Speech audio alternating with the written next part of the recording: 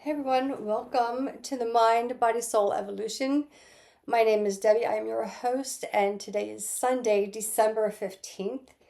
This is the full moon in Gemini, and it is our last full moon of the year, and it is also the last day of Mercury retrograde. So I've already pulled cards. I haven't looked at them yet. A couple cards popped out upright. Uh, so we'll go over them all together. I'm using a couple of new decks, and we're going to see what spirit guides we are working with, what energy is guiding us, what messages they have, and what the tarot has to say as we pull out of this retrograde phase and go into the full moon tonight, starting to release, right, the final aspects of Mercury retrograde, and release whatever it is that we need to let go of, moving into the new year of 2025. So Gemini, right? The axis of Sagittarius, Gemini. Gemini is your logic, your thoughts, the big thinkers. So what ideas or thoughts are no longer serving you, or what education do you have that you haven't been utilizing in your life, and maybe you need to pull that back out of the closet and start to move that forward. Now, though, the Gemini Sagittarius axis can kind of be a little shifty, right? Because Sagittarius is the big picture, right? And Gemini is the little details. And so the little details can kind of trip up the Sagittarius, although they are necessary. So if you feel like you've been a little tripped up lately, it's just, polar opposites, right? It's the polarity of the two signs, and that's okay. It happens in every transit, right? Every sign has its polar opposite. So if things should start to clear up now that we're moving out of Mercury retrograde into the end of the year, and we're still in the sign of Sagittarius, so yay. Sagittarians, I am one. My birthday is this week. It's not really fair, or it seems, unfair if you have Mercury retrograde in your sign, and if it takes up like the whole sign, right? And sometimes it takes up a big chunk of it. So we get to enjoy these last couple days of Sagittarius season, right, outside of the Mercury retrograde. So let's see what cards that we have. These are new cards, except for the tarot deck. So we're going to see what's going on here. So, and I don't know what this deck is, but I will put that in the description. Kuan Yin, kindness and nurturing. Now, in Hindu traditions, Kuan Yin is the goddess of, or the deity of compassion. So, and she is the Hindu version of the Mother Mary in Christianity. Although Christians may not actually believe that or want to make that comparison, but it nevertheless is true. So it's about kindness and compassion, right? It's about nurturing. And this is all coming into probably a self-nurturing phase.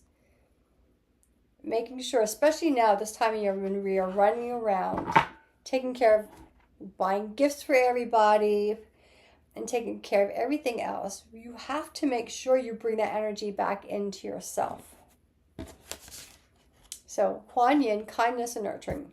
And we have, this is a spirit animal, the loon, Loon, and it is intuitive, leading into your intuition. And it says, listen to the song in your soul. Trust your intuition as you have a way of knowing. Emerge from the busy life and seek more solitude. Recognize that you are unique and that you are loved. So another way, right? Kindness, nurturing, is going within, taking a step back, leaning into your intuition. This whole year really has been about intuition, getting rid of the things that are not aligned with you so you can find what you are aligned with. The next card is a Celtic goddess, Bridget, inner strength. Move back to wholeness. Recognize that you have the power. Again, taking a step back, right? Nurturing yourself, leaning into your intuition, finding that inner power within yourself. And the energies that are helping us here is mirror, truth revealed. Let me see. Do I have this? No, I don't. Yes. Hold on. Let me get this deck. Let me get this book out. Let's see what this says, because this is about, all again, self-reflection, right? It always comes back to the self. So let me see if I can find this in here.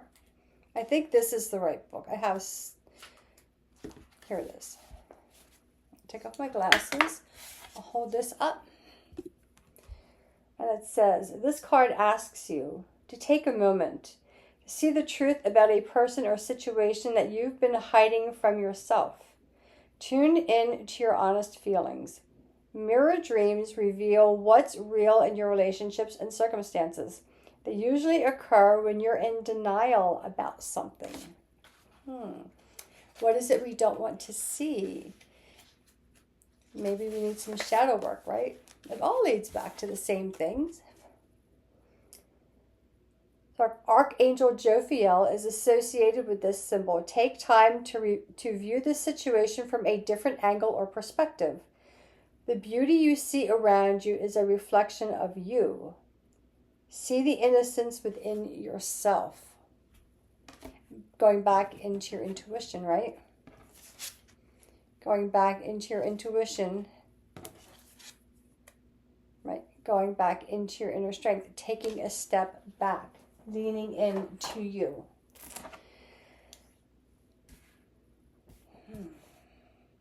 So let's see what our tarot has. Now, the first two cards popped up upright. We have Judgment and the Four of Wands. And I want to see what else the tarot has, and then we'll go over the tarot. Wheel of Fortune, major arcana, two major arcanas, Eight of Pentacles, craft, mastery, right? The Empress, Page of Cups. You have 1, 2, 3 major arcanas, 3 minor arcanas. So Judgment is, again, is it not surprising the Judgment card is coming up? It is a release. It is an inner release of the part of you that you've been hiding away. Going back to the mirror, right? The reflection. What is it that you're not acknowledging? It could be about somebody else or a relationship. It could be about your relationship with yourself. Again, leaning in to your intuition.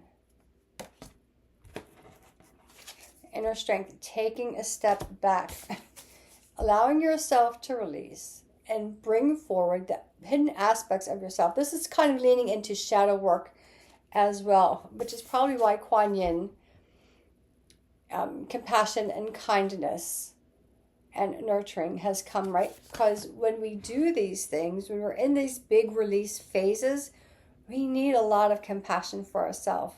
We need a lot of forgiveness to ourselves for not knowing, or for holding on a little longer than we should have, or for not doing the work sooner, or for not paying attention to the signs, or for just being human, right? Or being in this human form, I should say. So Judgment, allowing that aspect of yourself to finally come forward. Four of Wands, because you're creating a new foundation for yourself. The pillars are now stronger. You're setting your life up, the foundation for your life, from a place of passion, right? It's coming from a place deep within. It's not coming from like what someone else is telling you. This is part of who you are and what you want. Wheel of Fortune, you are at a turning point in your life, a big pivotal point. It's not just a little Five of Swords where you're kind of walking away from something. You are transforming. You are finally allowing these aspects of yourself to come forward, and you're believing in yourself and your ability to create the life that you want. Eight of Pentacles, right? We are mastering our skills. We're honing ourselves in. We are seeing everything that we're creating is starting to flourish. It's starting to come forward.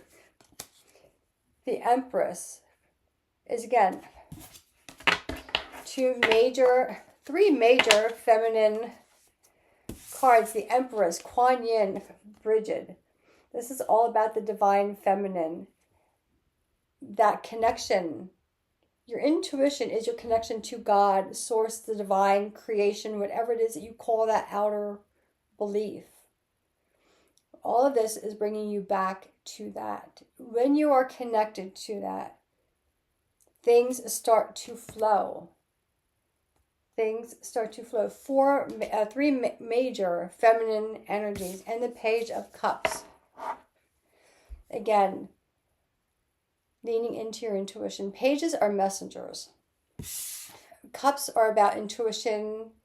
They're about the heart energy, love, compassion, relationships.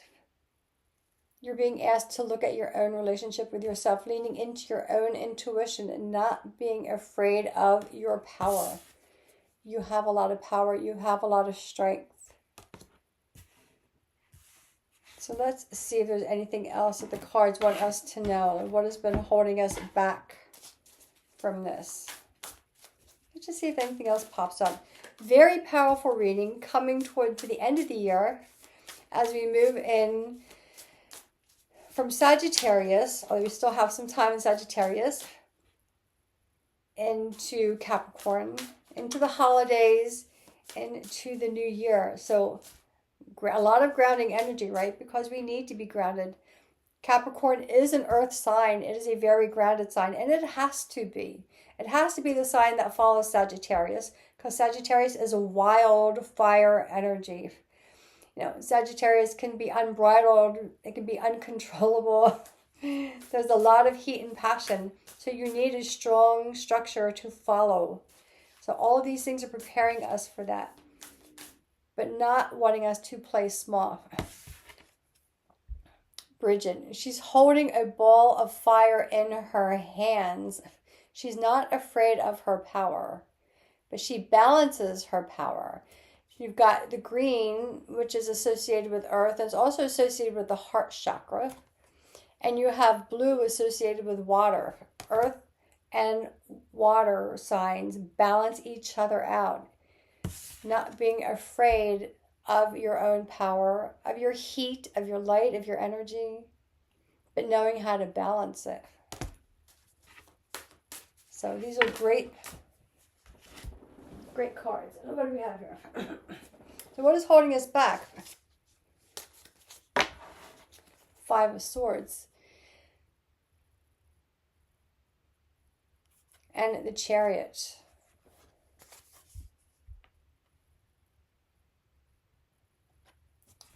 So this is something from your past. Maybe you moved too quickly, right? The Chariot is fast energy, sometimes impetuous, without thinking, without a plan, you're just kind of running into the fire. Which is like, no, you don't run into the fire. You are the fire. You get to control it. This is something from your past. So where in your past have you been impetuous? Like, I'm a fire sign. I'm a triple fire. I'm a triple Sag. That's my nature, is to run the hell in. Doesn't always work. Where have you moved too quickly? Where did you move forward with too quickly, without enough information, without the proper plans, and it just caused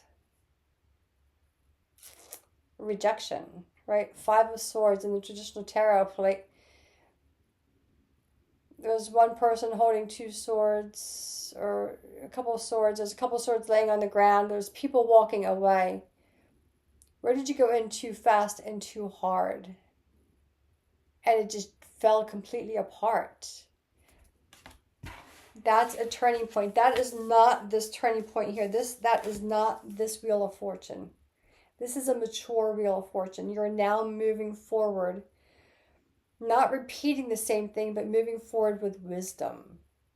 Moving forward with your intuition. I love the colors on this card. Look how just calming this card looks. You're moving forward with kindness and compassion to nurture yourself. You're moving forward with how to balance your energies and not be afraid of your power. You're looking in the mirror. You're allowing yourself to look at those shadows that need to be loved and need to be understood. Again, you're moving forward. And this is a big turning point. This is changing directions onto the path that you've been dreaming of. And you get to do this. You get to do this. And no one can do it for you. But people can help guide you there, right? If you would like more guidance in this, I'm always here. Send me a message. I will be happy to set up an appointment for a reading for you, whether you want a general reading or reading around your spirit guides, learning who they are, tapping into their energy. You would get a full report on Kuan Yin and Bridget, including how to tap into your intuition, what messages that the Loon has for you, how to recognize the signs and symbols that they give you when they are around you, to guide you when you're feeling a little off course or when you're even on the right course, right? Sometimes when you want validation, you're on the right course. So if that's what you're looking for, Beth Suter and I from Beth Suter Art, we are collaborating together. I give you your reading. I do a comprehensive written report for you that I send out to you, and Beth does an artistic rendering of your card.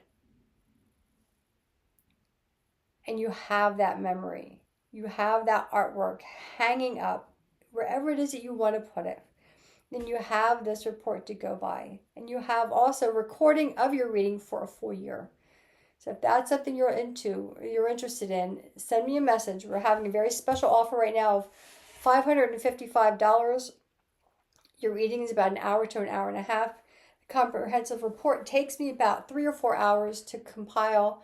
It takes Beth a couple weeks I think it's 6 weeks to paint your watercolor. And this is something that will last you forever. You'll be able to learn how to connect with your spirit guides. You'll know their names, right?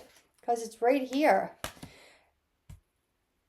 And you'll know what messages that they are sending you by the symbols that are acquainted with them. And you'll get more in-depth information on who these spirit guides are, where they come from, their personal histories, and how they interact with you in this world. This is your reading for the full moon in Gemini as we exit Mercury retrograde. The last one for 2024. So thank you all for being present. Thank you all for being part of my journey in this world, in this life. And I will be back on before you know it. So always sending you so much light and love from my soul to yours. And I will see you in the next reading. So take care, everyone.